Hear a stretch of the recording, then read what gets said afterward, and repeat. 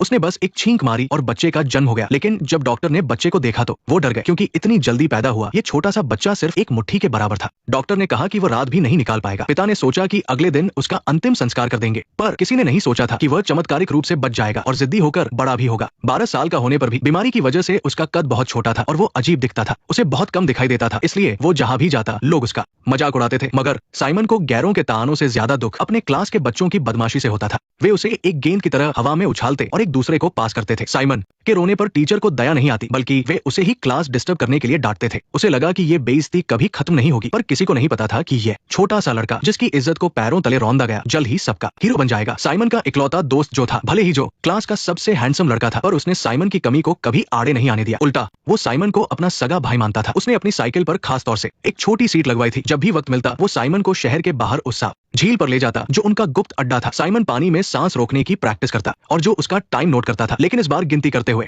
जो ने देखा कि 2 लड़कियां झील में नाव चला रही हैं। उन्होंने खुद जो से बात करना शुरू कर दिया, बातों में जो भूल ही गया कि पानी के नीचे साइमन सांस रोके हुए है। जब साइमन बड़ी मुश्किल से ऊपर आया तब जो को अपनी गलती का एहसास हुआ। उसने झूठ बोला कि साइमन ने रिकॉर्ड तोड़ दिया है। साइमन अपने रिकॉर्ड से खुश था, पर पीछे मुड़ते ही वो हैरान रह गया। नाव पर बैठी मुस्कुराती लड़की वही थी जिसे वो पसंद करता था। साइमन ने धीरे से अपने दिल की बात जो को बताई, पर उसे अंदाजा नहीं था कि जो तुरंत उसकी बात उस लड़की तक पहुंचाने लगेगा। हड़बड़ी में साइमन ने कसकर जो का मुंह दबा दिया। उनकी ये अजीबोगरीब हरकत देखकर लड़की हैरान हो गई। उसने कुछ पूछा नहीं और चुपचाप नाव चलाकर वहां से चली गई। किनारे पर आकर जो ने साइमन से पूछा। साइमन अपनी पसंदीदा लड़की को जाते हुए देख रहा था। वो थोड़ा उदास था, पर जल्द ही उसने अपनी खुशी वापस पाली। साइमन में एक अलग ही आत्मविश्वास था। वो हमेशा कहता था कि भगवान ने उसे ऐसा इसलिए बनाया है क्योंकि उसके लिए कोई खास काम तय किया गया है। जो भगवान को नहीं मानता था, पर उसने कभी साइमन के भरोसे को नहीं तोड़ा। उसे लगता था कि नन्हे साइमन का इतना अटूट विश्वास होना ही बड़ी बात है। पर जो ने कभी नहीं सोचा था कि साइमन जिस खास काम की बात करता है वो सच हो जाएगा, और उसे ये भी नहीं पता था कि इसे पूरा करने की इतनी बड़ी कीमत चुकानी पड़ेगी। जो अपनी माँ के साथ अकेला रहता था, उसकी माँ ने कभी नहीं बताया कि जो का पिता कौन है। इस वजह से लोग उसकी माँ के बारे में बहुत बुरी बातें करते थे, लेकिन इससे उनके रुतबे पर कोई फर्क नहीं पड़ा, क्योंकि वो शहर की सबसे खूबसूरत महिला थी। जब वो बाहर निकलती तो सबकी निगाहें उन पर टिक जाती थी। जो की माँ कभी साइमन के कद को लेकर भेदभाव नहीं करती थी, बल्कि उन्होंने एक माँ की तरह उसे हमेशा प्यार दिया। साइमन के हर बेसबॉल मैच में वो जरूर आती थी, पर जब विरोधी टीम साइमन के खड़े होने का तरीका और उसका छोटा बल्ला देखती तो उसका मजाक उड़ाती थी। ऐसे समय में हमेशा एक जानी पहचानी आवाज हौसला बढ़ाती थी। साइमन जो की माँ को दिल से चाहता था। सिर्फ उनके पास ही साइमन को माँ का प्यार महसूस होता था। बीमारी की वजह से साइमन के खुद के माँ बाप उसे पसंद नहीं करते थे, पर साइमन ने कभी सपने में भी नहीं सोचा था कि एक दिन उसकी एक गलती जो की माँ की जान ले लेगी। उस रात साइमन ने जो के घर रुकने की जिद की। जो की माँ ने प्यार से कहा कि पहले अपने माता पिता से पूछ लो, पर जब साइमन ने घर फोन किया तो दूसरी तरफ से उसके पिता ने बहुत रूखा जवाब दिया। जो की माँ ने जब ये सब सुना तो उन्हें बहुत दुख हुआ। उन्होंने साइमन की आंखों में छिपे दर्द को पहचान लिया। उन्होंने कुछ कहा नहीं, बस उसे प्यार से गले लगा लिया और माथे को चूम लिया। उसे ठंड न लगे इसलिए उन्होंने अपना पसंदीदा मफलर उसे पहना दिया। जो की माँ का ये प्यार देखकर साइमन का सारा दुख दूर हो गया। उसी रात जो की माँ का एक पुराना दोस्त घर आया। चार्ली अंकल ने जो को बचपन से देखा था। इससे जो को अपने पिता के बारे में जानने की इच्छा हुई। उसे लगा कि शायद यही आदमी उसका पिता है, पर उसे नहीं पता था कि उसके पिता का सालों पुराना राज जल्द ही सबके सामने आने वाला है, जो उसकी पूरी दुनिया बदल देगा। जब जो की माँ को पता चला कि साइमन के माता पिता उसे नए कपड़े नहीं दिलाते, तो उन्होंने खुद उसके लिए स्वेटर बुना। भले ही वो परफेक्ट नहीं था, पर साइमन के लिए वो दुनिया के किसी भी महंगे कपड़े से कीमती था। संडे को चर्च में साइमन को पादरी की रटी रटाई बातें पसंद नहीं आई और उसने सबके सामने बहस कर दी। ये सुनकर वहां मौजूद सभी लोग हंसने लगे। पादरी को ये अपनी बेइज्जती लगी। किसी ने नहीं सोचा था कि गुस्से में आकर वो टीचर के साथ मिलकर साइमन को सजा देगा, पर साइमन भी जिद्दी था। उसने माफी मांगने से मना कर दिया। इससे टीचर आग बबूला हो गए और उसे बुरा भला कहने लगे। जब जो की माँ को अपने बेटे से ये पता चला तो वो सीधे ऑफिस में घुस गई और साइमन को वहां से लेकर निकल गई। जाते जाते उन्होंने टीचर को खूब खरी खोटी सुनाई। जो की माँ ने साफ कह दिया कि ऐसा टीचर बच्चों को पढ़ाने के लायक नहीं है। उनका गुस्सा देखकर टीचर की बोलती बंद हो गई। जो की माँ का साथ होना साइमन के दुखी बचपन का सबसे बड़ा सहारा था, पर यह खुशी एक भयानक हादसे की वजह से पूरी तरह खत्म होने वाली थी। उस दिन साइमन बेसबॉल मैच खेल रहा था। कोच की मदद से उसने अपनी जिंदगी का सबसे जोरदार शॉट मारा। जब सब लोग सांस रोककर गेंद को दूर जाते हुए देख रहे थे, तभी जो की माँ वहां से गुजर रही थी। उन्हें संभलने का मौका नहीं मिला और तेज रफ्तार गेंद सीधे उनके सिर पर लगी और वो वही गिर पड़ी। कोच ने जब दौड़कर उन्हें उठाया तो देखा कि उनकी सांसें थम चुकी थी। हालांकि ये हादसा इतना अचानक हुआ कि साइमन सुन पड़ गया। जिसे वो सबसे ज्यादा प्यार करता था, उसकी जान उसी की वजह से चली गई। वो इस कड़वे सच को बर्दाश्त नहीं कर पाया और रोते हुए नदी किनारे भाग गया। जो की माँ के अंतिम संस्कार में साइमन हिम्मत नहीं जुटा पाया और दूर खड़ा रहा। शर्मिंदगी के कारण वो जो से नजरें नहीं मिला पा रहा था। उसे समझ नहीं आ रहा था कि अपनी गलती कैसे सुधारे। उसने जो के लिए अपना सबसे कीमती बेसबॉल कार्ड छोड़ दिया। जो जानता था कि ये साइमन के माफी मांगने का तरीका है। वो बहुत दुखी था, पर उसे पता था कि साइमन ने ये जानबूझकर नहीं किया। काफी सोचने के बाद जो ने भी साइमन के घर के बाहर चुपके से एक तोहफा रख दिया। ये वही पैंगोलिन वाला खिलौना था जो साइमन को बहुत पसंद था। पर उसी रात साइमन वो तोहफा वापस करने आ गया। उसे लगा कि उसने इतना बड़ा पाप किया है तो वो इस तोहफे के लायक नहीं है। इसके बाद साइमन अकेले कब्रिस्तान गया और जो कि माँ की कब्र पर रोते हुए माफी मांगने लगा। उसने भगवान से प्रार्थना की कि उन्हें स्वर्ग में जगह मिले। जब वो बुरी तरह टूट चुका था तभी जो वहां आ गया, जो जानता था कि कोसने से जो हो चुका है वो बदलेगा नहीं। बिना कुछ कहे दोनों ने एक दूसरे के दर्द को समझा। साइमन का पछतावा और जो की समझदारी ने उनके बीच की दूरी मिटा दी। इसके बाद वे फिर से हमेशा साथ रहने लगे। हालांकि दोनों को माँ की बहुत याद आती थी, पर उन्होंने इस दर्द को दिल में दबा लिया और कभी इस बारे में बात नहीं की। उन्हें लगा कि जिंदगी ऐसे ही चलती रहेगी। पर तभी जो की नानी की बातों ने सब कुछ बदल दिया। नानी ने कहा कि वो अब बूढ़ी हो चुकी है और मरने से पहले जो का कोई सहारा ढूंढना चाहती है। नानी की बात सुनकर जो को अपने पिता का ख्याल आया, पर नानी को भी उस आदमी के बारे में कुछ नहीं पता था। उस रात जो सो नहीं पाया और उसके दिमाग में एक आइडिया आया। उसने अपने पिता को ढूंढने का फैसला किया। जब उसने ये बात साइमन को बताई तो साइमन को एक जरूरी बात याद आई। जिस गेंद से हादसा हुआ था वो गायब थी। साइमन का मानना था कि कोई उस मनहूस गेंद को क्यों रखेगा जब तक कि उसका उस महिला से कोई खास रिश्ता न हो। शायद गेंद चुराने वाला ही जो का पिता हो। जब वे दोनों इस बारे में सोच रहे थे तभी पीटी टीचर वहां से गुजरे। वो काफी हैंडसम थे और जो की तरह दिखते थे। शक तब और गहरा गया जब उन्होंने खुद आकर जो से बात की। उनकी बातों से जो को यकीन हो गया कि यही उसका पिता है। छुट्टी होने के बाद दोनों चुपके से टीचर के ऑफिस में घुस गए। वहां अलमारी में उन्हें सचमुच एक बेसबॉल मिला, लेकिन जब जो ने उसे उठाकर गौर से देखा तो उसे पता चला कि ये वो वाली गेंद नहीं है। जो का सपना टूट गया और उसने गुस्से में आकर खिड़की का शीशा तोड़ दिया। लेकिन आवाज सुनकर गार्ड वहां आ गए। उसी रात दोनों को पुलिस स्टेशन ले जाया गया। वे बच्चे थे इसलिए पुलिस ने ज्यादा सजा नहीं दी, बस समाज सेवा करने को कहा। लेकिन मुसीबत ये थी कि उन्हें घर ले जाने के लिए किसी को आना था। जब पुलिस ने साइमन के घर फोन किया तो जवाब मिला कि साइमन के माता पिता को कोई परवाह नहीं है। हारकर उन्होंने चार्ली अंकल को बुलाया। थाने से निकलते ही जो ने चार्ली से अपने पिता के बारे में पूछा,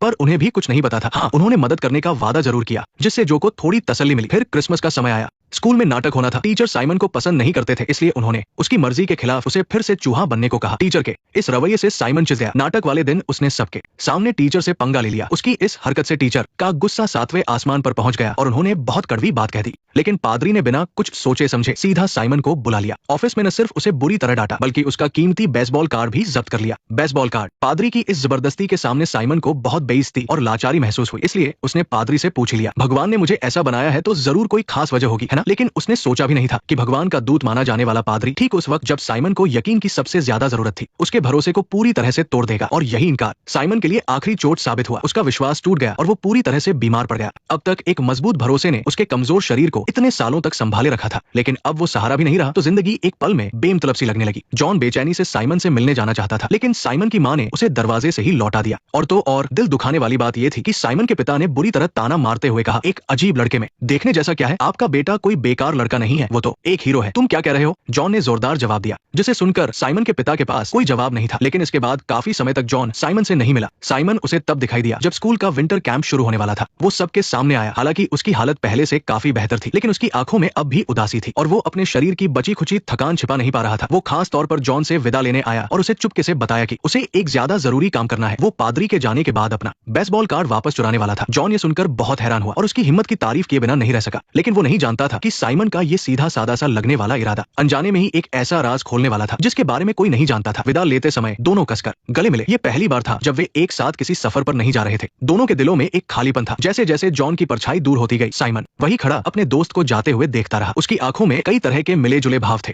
बिछड़ने का दुख, चिंता और आने वाले अनजान रास्ते को लेकर घबराहट। विंटर कैंप के दौरान पादरी जानबूझकर या अनजाने में जॉन से बातें करने की कोशिश करता था और उसकी बातों में एक अजीब सा बचपना था। पादरी की बातों से जॉन थोड़ा उलझन में पड़ गया, लेकिन उसने ज्यादा नहीं सोचा। उसे जरा भी अंदाजा नहीं था कि उसकी जिंदगी को पलटने वाला एक तूफान चुपके से आ रहा था। दूसरी तरफ साइमन पहले ही चुपके से पादरी के ऑफिस में घुस चुका था। वो बड़ी सावधानी से हर जगह तलाशी ले रहा था। आखिरकार उसे सबसे ऊपर वाले कबर्ड में अपना बेसबॉल कार्ड मिल गया। उसने दराजों को सीढ़ी की तरह और किताबों को पुल की तरह इस्तेमाल किया और सचमुच उस ऊंचे कबर्ड पर चढ़ गया और अपना बेसबॉल कार्ड हासिल कर लिया। लेकिन जैसे ही वो मुड़कर जाने लगा उसे गलती से वो बेसबॉल दिख गई जिससे जॉन की मां की जान चली गई थी। असल में वो पादरी ही जॉन का असली पिता था। साइमन ये देखकर बुरी तरह घबरा गया और फौरन चार्ली अंकल के पास गया ताकि वो उसे विंटर कैंप ले जा सके। वो सबसे पहले जॉन को ये राज बताना चाहता था, लेकिन उसे बिल्कुल अंदाजा नहीं था कि उसी वक्त पादरी ने खुद ही जॉन के सामने अपनी पहचान का खुलासा कर दिया था। तुम्हारा क्या मतलब है? मैं सालों पहले तुम्हारी मां से मिला था। मैं क्रिश्चियन मिशन में आया था। नहीं, वो शहर अपनी मां के लिए क्रिसमस का तोहफा खरीदने गई थी। चुप करो, मैंने कभी उसके जैसा कोई नहीं देखा। जॉन जैसे सदमे में आ गया। वो इस अचानक सामने आई सच्चाई को बिल्कुल भी अपना नहीं पा रहा था। लेकिन जब उसने साइमन को हड़बड़ी में अपनी तरफ आते देखा, जिसके चेहरे पर चिंता और सच्चाई का भाव साफ था, तो उसके सारे शक यकीन में बदल गए। जॉन पूरी तरह टूट गया और घर से बाहर भाग गया। उसने कभी सोचा भी नहीं था कि जिस असली पिता को वो इतनी शिद्दत से ढूंढ रहा था, वो एक इतना घटिया और मतलबी इंसान निकलेगा। इस पल जॉन को आखिरकार समझ आ गया कि माँ ने उसके पिता की पहचान क्यों नहीं बताई थी, क्योंकि एक ऐसा पादरी जो किसी बिन ब्याही लड़की को माँ बना दे, उसकी हर कोई निंदा करेगा। इसलिए उसकी भली माँ ने अकेले ही समाज के ताने सहना बेहतर समझा और चुपचाप इस राज को अपने दिल में गहराई में दफन कर लिया। साइमन चुपचाप जॉन के पास खड़ा रहा। वो खूबसूरत शब्दों से किसी को दिलासा देना नहीं जानता था, लेकिन वो दिल से जानता था कि इस वक्त चुपचाप साथ रहना ही सबसे बड़ा सहारा है। वापसी के रास्ते में जॉन जानबूझकर पादरी से दूर स्कूल बस की सबसे पिछली सीट पर बैठा। वो इस झूठे और दिखावा करने वाले पिता को अपना नहीं पा रहा था और उसने आगे से अकेले जीने का फैसला कर लिया। लेकिन जैसे ही स्कूल बस एक ढलान वाले मोड़ पर पहुंची, सामने अचानक एक छोटा सा रास्ता आ गया। ड्राइवर ने ये देखकर तेजी से स्टीयरिंग घुमाया ताकि बच सके, लेकिन उसे अंदाजा नहीं था कि बस एक पल में बेकाबू हो जाएगी और पहाड़ से नीचे की ओर दौड़ने लगी। आखिरकार स्कूल बस सीधे ठंडी नदी में जा गिरी। सामने का शीशा पल भर में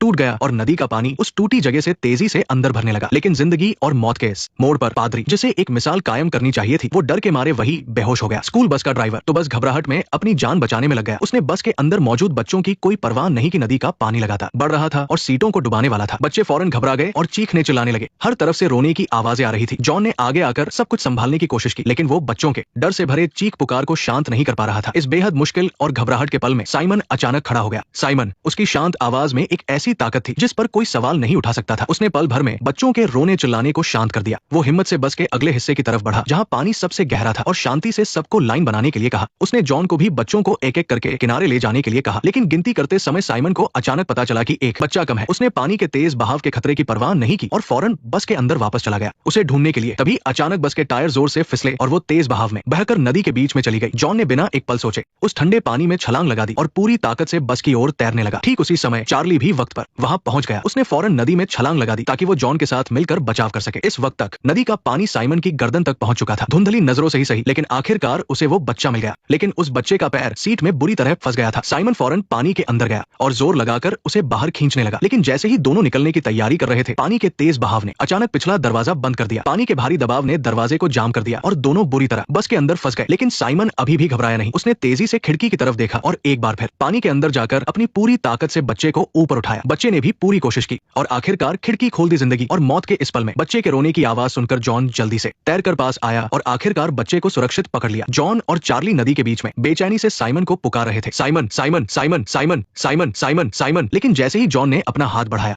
अचानक बस और तेजी से नीचे डूबने लगी। साइमन भी एक पल में बस के साथ नदी की गहराई में समा गया। जॉन पूरी ताकत से साइमन को पुकार रहा था। वो बार बार पानी में डुबकी लगाकर उसे ढूंढ रहा था, लेकिन जवाब में उसे सिर्फ गहरी निराशा ही मिल रही थी। जब उसे लगा कि साइमन की जान बचाना मुश्किल है, तब उसने सोचा भी नहीं था कि उफनती नदी के नीचे से साइमन अचानक जोर से ऊपर आ जाएगा। जॉन ने एक पल भी देर नहीं की। उसने अपनी पूरी ताकत से साइमन को कसकर पकड़ लिया और लहरों के खिलाफ तैरने लगा। आखिरकार चार्ली के साथ मिलकर वो साइमन को बचाने में कामयाब हो गया, लेकिन इस वक्त साइमन बेहोश था। चार्ली ने एक पल भी बर्बाद नहीं किया और उसे फौरन इलाज के लिए अस्पताल ले गया। और तब जॉन, जो पहले ही अपनी पूरी ताकत खो चुका था, उसकी आंखों के सामने अंधेरा छा गया और वो जमीन पर बेहोश होकर गिर पड़ा। जब अस्पताल में जॉन को होश आया तो उसने अपने कमजोर शरीर की परवाह किए बिना बेचैनी से साइमन को देखने जाना चाहा, लेकिन जैसे ही वो कमरे के दरवाजे तक पहुंचा, उसने देखा कि वो लड़की जिसे साइमन बहुत पसंद करता था, वो भी वहां थी। साइमन की बहादुरी के किस्से सुनने के बाद वो उसकी हिम्मत और जिम्मेदारी से बहुत प्रभावित हुई और उसने झुककर साइमन के गाल को चूम लिया। लड़की के जाने के बाद जॉन धीरे धीरे साइमन के बिस्तर के पास गया। जब साइमन को होश आया तो उसने सबसे पहले बच्चों की सुरक्षा के बारे में पूछा। बच्चे ठीक तो है? वो सब ठीक है ना? हाँ, वो ठीक है। इस पल साइमन को आखिरकार समझ आया कि भगवान ने उसे जो मकसद दिया था वो था दूसरों की रक्षा करने वाला एक हीरो बनना। वो पानी के नीचे पूरे 200 सेकंड तक अपनी सांस रोके रहा और उसने अपने प्रैक्टिस के सारे रिकॉर्ड तोड़ दिए। वो एक मुश्किल हालात में जिंदगी के लिए पूरी ताकत से लड़ने की जिद थी, लेकिन इस हादसे के बाद साइमन आखिरकार इस गहरी चोट को झेल नहीं पाया और दुख की बात है कि उसकी जिंदगी का सफर यही खत्म हो गया और जॉन ने भी हमेशा के लिए अपने उस दोस्त को खो दिया जो उसके हर सुख दुख का साथी था। साइमन, उसके जाने के बाद जॉन अब भी वो साइकिल चलाता था जिसमें साइड वाली सीट थी और वो अब भी उस साफ झील में तैरने जाता था। बस अब उसके बगल की खाली सीट को भरने वाला कोई नहीं था। जॉन की नानी के गुजर जाने के बाद चार्ली ने जॉन को गोद ले लिया और उसे एक प्यार भरा और सुरक्षित घर दिया। वक्त बीतता गया और देखते ही देखते 20 साल गुजर गए। जॉन भी अब एक समझदार इंसान बन चुका था। वो अक्सर कब्रिस्तान में साइमन से मिलने आया करता था। अब उसका भी अपना एक बच्चा था और उसने खास तौर पर बच्चे का नाम साइमन रखा। वो चाहता था कि उसके सबसे अच्छे दोस्त की याद एक दूसरे तरीके से जिंदा रहे। अगर असली जुदाई भूल जाना है तो साइमन हमेशा जॉन के दिल में जिंदा रहेगा, कभी धुंधला नहीं होगा। ये एक छोटे से शरीर से लिखी गई महानता की दिल छू लेने वाली फिल्म है। इसमें जानबूझकर इमोशनल सीन नहीं डाले गए, फिर भी ये अनगिनत लोगों की आंखों में आंसू ले आती है।